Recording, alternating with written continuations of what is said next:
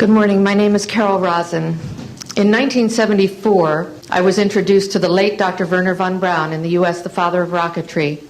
In my first meeting with him, during that first 3.5 hours, he said to me, "Carol, you will stop the weaponization of space." He said, "No, you have to understand. This is February, and we have to prevent the weaponization of space because there is a lie being told to everyone that the weaponization of space is now first being based upon the evil empire, the Russians.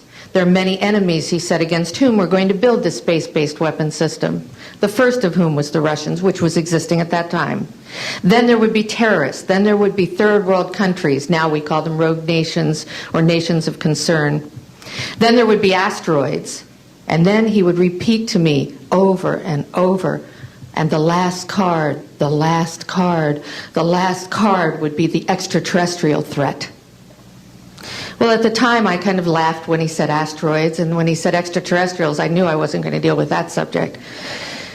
And now we hear on the news just today, this week, that they've slid in another enemy. Only this time we're going to protect our satellites. In other words, we have to have some reason to spend these trillions, to waste these dollars on a space-based weapon system, and they're all lies. This is a system, he told me, that would never protect anyone. Even back then, he talked about suitcase bombs. He talked about chemical, viral, bacterial, biological warfare, that these space-based weapons would never protect us against. And then he told me that, in fact, if you travel around the world, which I did after he died in 1977, I met with people in over 100 countries who were friends. They didn't want to build space-based weapons. I became a space and missile defense consultant. And I worked with people around the world. I became an advisor to the People's Republic of China. They don't want to build a space-based weapon system. And he told me back then that they didn't.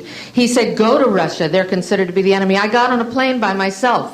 When I got to Russia, I had a list of people that I had read out of the newspaper. Chernenko was in office then. He was the only one I didn't get a chance to meet. They introduced me to everyone when I got there. And when I got back, I said, "Oh my Lord, this man is telling the truth. There is no threat."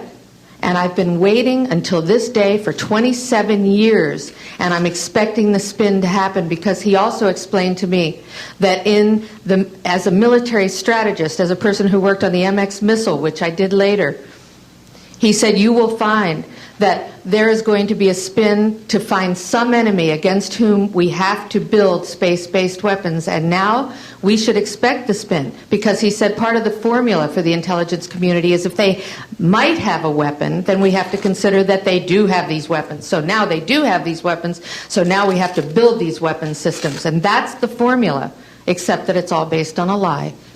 We have witnesses here who have worked in the classified departments, who have the courage to come forward here to support what Werner Von Braun told me back in 1974 to 77.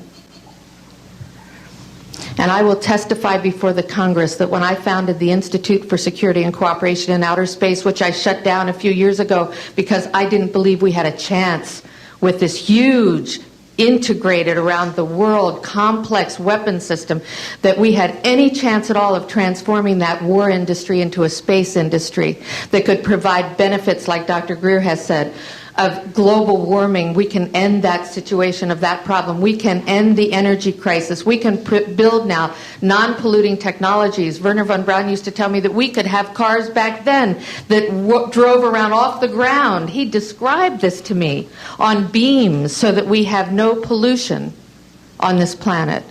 And we can solve the problems of the people that are urgent and potential, and the other animals and the other cultures on Earth and in space.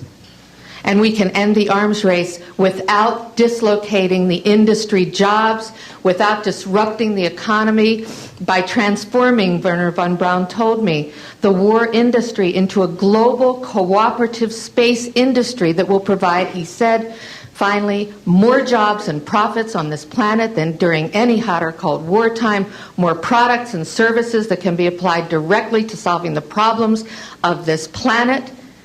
And we can have a whole planet now that lives in peace on Earth, with all the cultures on Earth, and with all the extraterrestrial cultures in space. And these are words that Werner von Braun told me in 1974, and I will testify before the Congress under oath about everything I have said and more.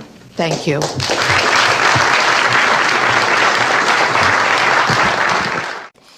When it comes to defending America, it is not enough to merely have an American presence in space. We must have American dominance in space. Very importantly, I'm hereby directing the Department of Defense and Pentagon to immediately begin the process necessary to establish a Space Force as the sixth branch of the armed forces. That's a big statement. We are going to have the Air Force and we are going to have the Space Force, separate but equal. We face a hostile ideology, global in scope, atheistic in character, ruthless in purpose, and insidious in method. Unhappily, the danger it poses promises to be of indefinite duration. We annually spend on military security alone more than the net income of all United States corporations. A shadowy government with its own Air Force, its own Navy, its own fundraising mechanism, and the ability to pursue its own ideas of the national interest, free from all checks and balances, and free from the law itself. In the councils of government, we must guard against the acquisition of unwarranted influence, whether sought or unsought, by the military-industrial complex. I'd like to thank each of the witnesses and for your patience. We're running about 50 minutes late, and I do apologize for that. I want to emphasize that all of these witnesses each could speak for probably anywhere from 2 to 5 hours about what they have witnessed. We were trying to give you a snapshot. We have another 400 of these witnesses. I have carried this burden for 8 years. I'm now giving it to you, the American people and the people of the world, to take it forward.